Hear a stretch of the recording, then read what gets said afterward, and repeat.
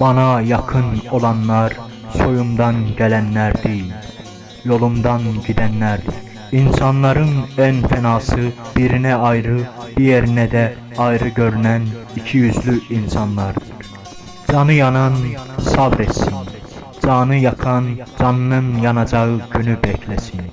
Kişi kimi severse yüreği onunla yanar ve insan sevdiğini durmadan anar. Her çile cennet yolunun bir tasıdır. İmtihandan kaçan ahireti kaybeder. Hak etmediğin bir muamele gördüğünde unutma. O kişi senin değerini anlamadan ölmez. Çünkü Allah el hakemdir. İnsanı felakete sürükleyen şeyler üçtür: cimrilik, nefse uymak, kendini beğenmek.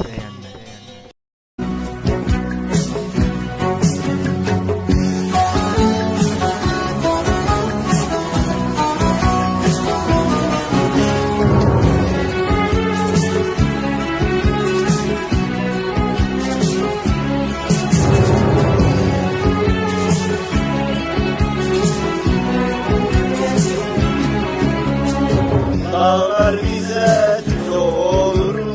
Yar gelmezse ne olur? Bir yer gider bin yer gelir, düşmanlar görür kör olur.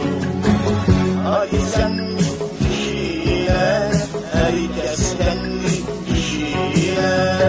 Dağların dağlarla düşemem yer peşine. Hadi sen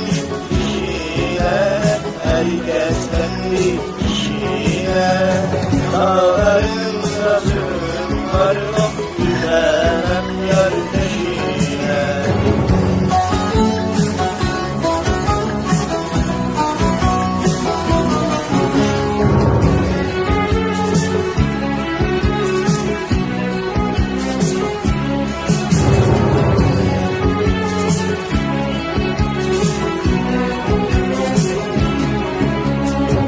Güllemeyi kandırmayın, üstürük soldurmayın. Yara bir şeyler söyleyin, kafamı bozdurmayın.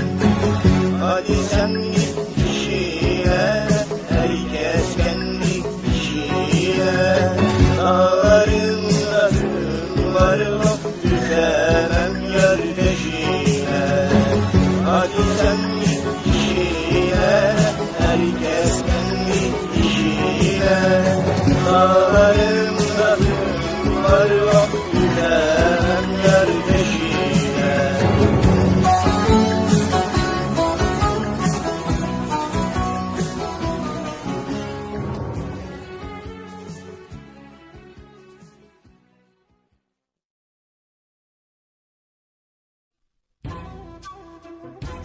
Kılıcım olmasa da sözüm ve aklım keskindir.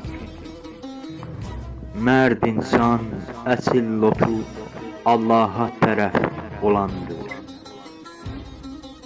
Mən yalancı ola bilərəm, amma məni bir doğrulayan var, o da Allah'tır. Sözümdə hikmət varsa qəlbimdəki zikirdəndir. Şərrə tapanlar nə bilsin xeyir nədir? Mən xeyir deyirəm, onlar xeyir deyir. Siz boyun əymirsiniz, amma mən boyun əyməklə qarşımdakini əyirəm. Fetva və hüküm verilmişdir.